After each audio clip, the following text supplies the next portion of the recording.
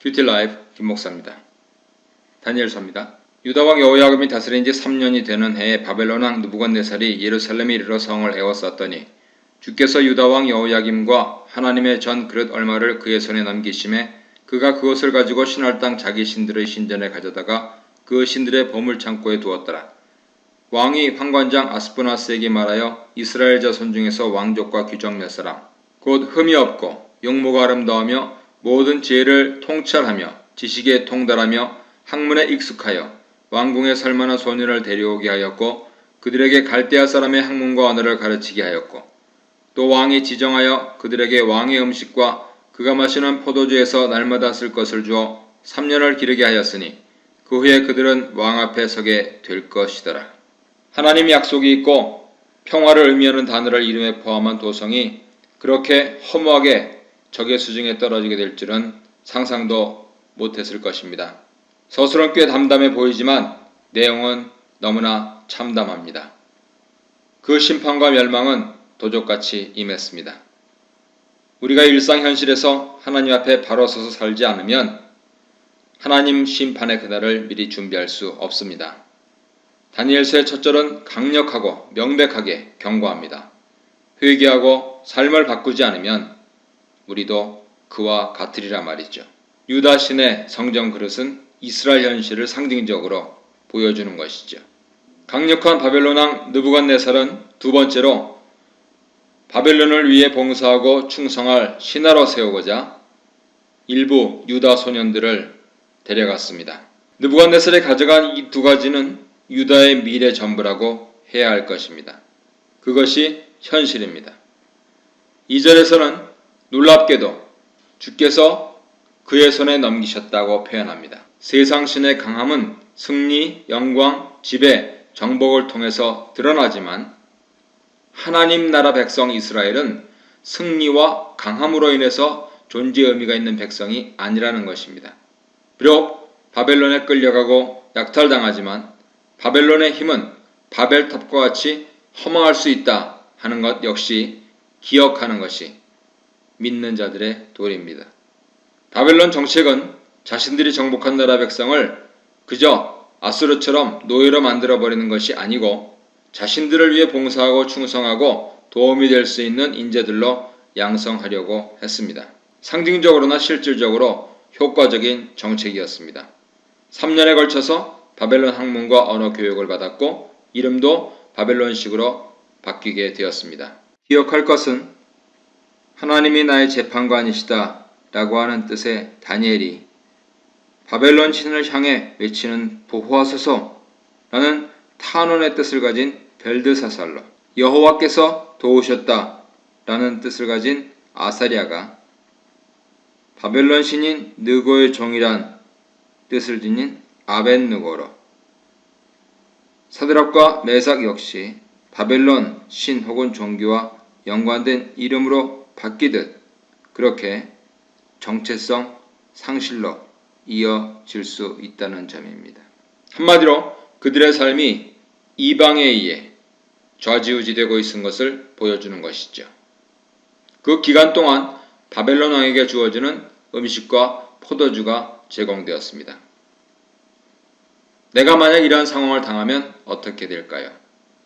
이미 망해버린 나라를 떠올리기보다 변화된 상황 속에서 자기 길과 미래를 모색해야겠다는 생각을 품지 않았을까요? 이것이 그들에게 충분히 좋은 먹을 것과 마실 것을 아낌없이 공급하는 당국의 의도이기도 할 것입니다. 이 청년들은 망해버린 유다의 미래이기도 하면서 피정복민들을 완전히 장악하고 지배하려는 바벨론 당국의 미래이기도 합니다. 6절 보시겠습니다. 그들 가운데서 유다 자손 곧 다니엘과 하나냐와 미사엘과 아사랴가 있었더니 환관장이 그들의 이름을 고쳐 다니엘은 벨드사살이라 하고 하나냐는 사드락이라 하고 미사엘은 메삭이라 하고 아사랴는 아벳느고라 하였더라. 끌려간 여러 청년 중 네 사람이 소개되고 있습니다. 이들을 통해 낯선 땅 바벨론에서 하나님의 역사가 드러납니다. 다니엘서는 이처럼 포로된 현실에서 시작하지요.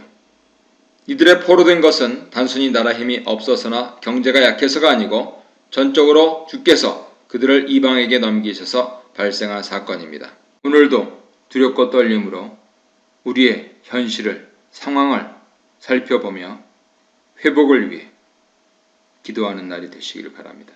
뷰티라이프 김목사입니다. 다니엘 1장입니다. 다니엘은 뜻을 정하여 왕의 음식과 그가 마시는 포도주로 자기를 더럽히지 아니하리라 하고 자기를 더럽히지 아니하도록 황관장에게 구하니 하나님이 다니엘로 하여금 황관장에게 은혜와 긍휼을 얻게 하신지라.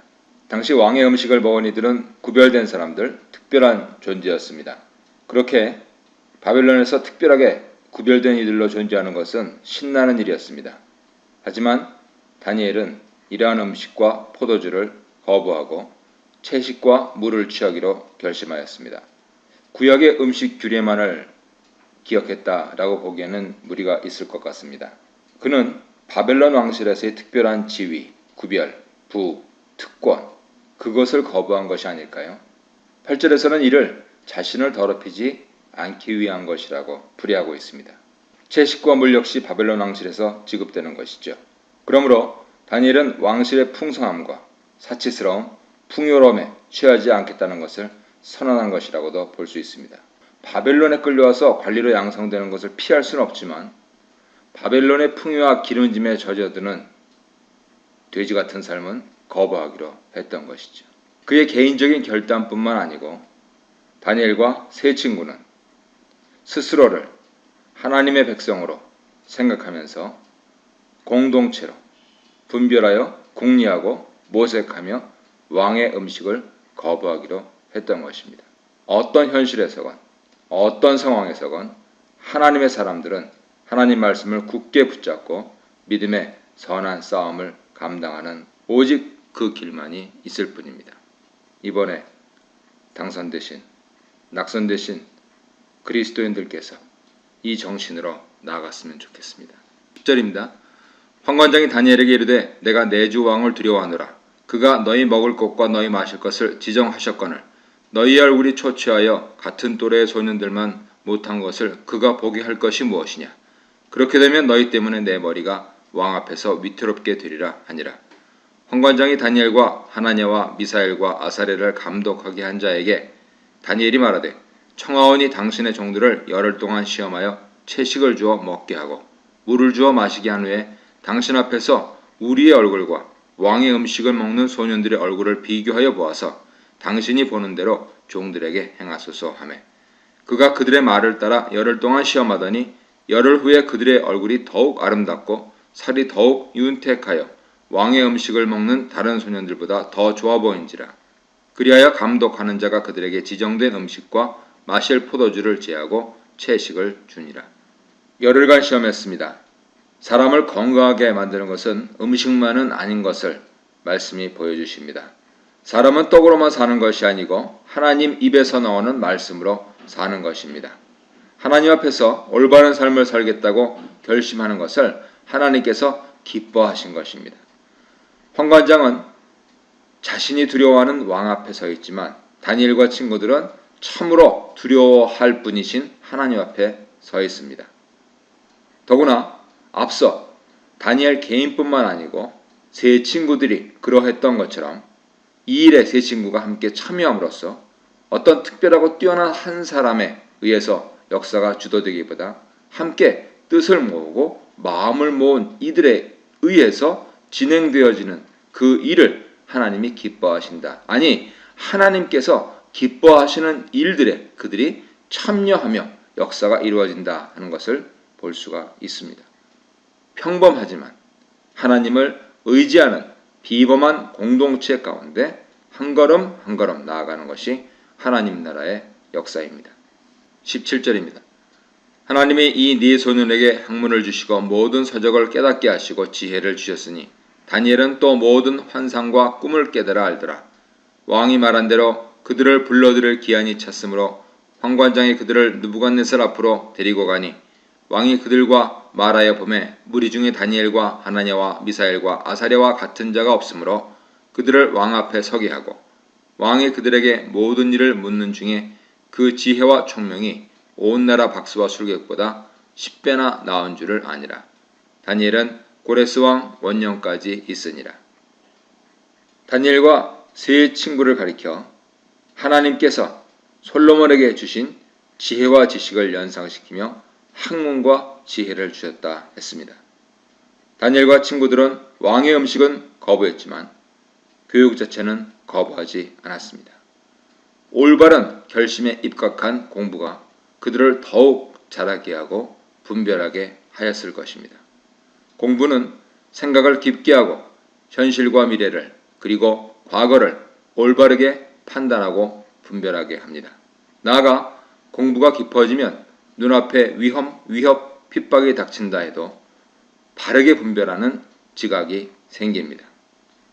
신앙생활하면서 공부에 대해 경시하거나 학문과 사색을 가벼이 여기거나 공부보다는 기도하라거나 무조건 믿고 무조건 순종하라거나 하는 일들은 성경 사상이 아닙니다. 성경은 묵상하고 공부하고 실천하는 것을 말씀하시고 우리에게 기대하시고 있습니다. 이방 땅을 살아가는 끌려온 청년들은 열심히 공부하고 익혔습니다. 그리고 그 가운데 이 청년들은 그곳에서 하나님을 경외하며 살았습니다. 요컨대 다니엘과 친구들은 바벨론의 풍요로운 문화는 거부하되 열심히 공부했던 것이죠. 하나님 사람들이 세상과 다투며 시험 당하게 된다라고 하는 그 사실과 더불어서 아울러 혼자가 아니고 함께 이 시험을 견디고 맞서 나가면서 치열하게 공부할 때 개인의 인생은 물론이고 공동체의 유익은 물론이고 민족의 나아가 하나님 나라가 어떻게 진행되는가 하는 것을 이 성경은 보여주고 있습니다. 오늘 열심히 공부합시다.